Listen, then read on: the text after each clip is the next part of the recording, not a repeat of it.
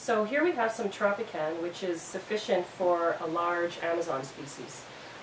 Do we recommend feeding all species 70%? The recommendations vary a little bit. The reason for that is over the years, avian nutritionists have realized that too high protein diets, often supplied with high extrusion, high performance extrusion diets, can lead to kidney damage.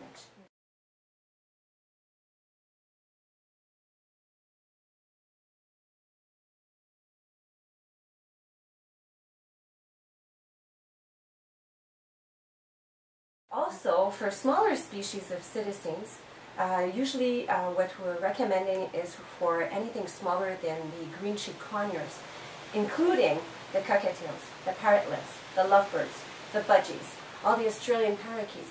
They can definitely thrive on having a higher percentage of seed in their diet, usually enhancing the motility of the ventriculus.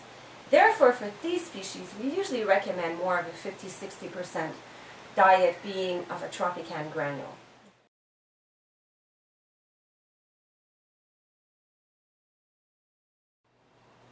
So here at Harry, where we feed 100% TROPICAN extruded granules, we have no need for an additional supplement such as Prime. But there are certain cases when you would need it, right? Obviously there is. And actually Prime was Harry approved when TROPICAN was being formulated. At that time, the hand-feeding formula, TROPICAN hand-feeding formula, didn't even exist. And so the homemade hand-feeding formula was being supplemented with Prime. And until the birds were actually eating the, at the time, novel TROPICAN, then Prime was being offered on the soft foods, when TROPICAN was the sole 100% food being offered to the colony. Then there was no more need for it. Now, coming back to the 70% for individuals that cannot reach it, right, then definitely we would recommend that Prime be sprinkled 3–4 times weekly on the soft foods, and we'll be explaining how you can achieve this on either the fruits, the soft foods, or the millet. And also we recommend that Prime be fed or supplemented to the birds, such as the finches, right, and the canaries, the and ones the who small don't bills. get the 70%. Of course. Right.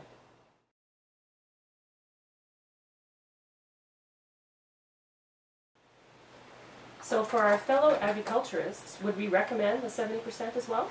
Yes, we actually recommend the same percentage of diet being fed to birds that are actually breeding or on the onset of breeding.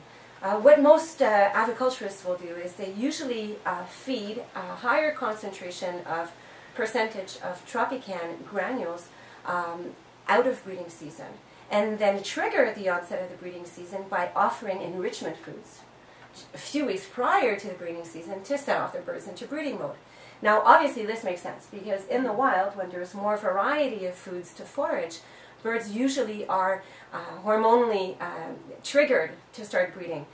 This is actually a fear factor for us when we evaluate all the negative association of hormonal overdrive in companion birds that is usually caused by parrot caretakers offer an enormous amount of variety of foods for the companion bird. But for breeders, this is something we want. We don't usually fear the hormonal overdrive with breeding birds, unless, of course, we're talking about some species of cockatoos, which can become quite aggressive. And so for these birds, it is favorable to do the 30% of enrichment foods just prior to the breeding season. And what we usually recommend is when the babies start hatching, and the parents are now feeding baby birds in the nest box, that they limit the quantity of soft foods being offered. Of course, this is to allow the higher concentration of food to be fed to the chick to be an extruded formula, such as TROPICAN.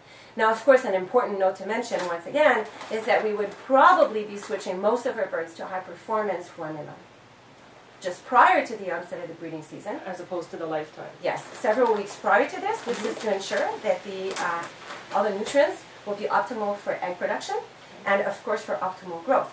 Now, there is an exception to be made with some of the smaller species, such as the conures and smaller psittacine species, that can also thrive during the breeding season on a lifetime formula. This all depends on their energy requirements. This all depends on the size of flights that they're housed in. This also depends on whether or not they're being housed in outdoor aviaries that might be in a temperature that is a little cooler.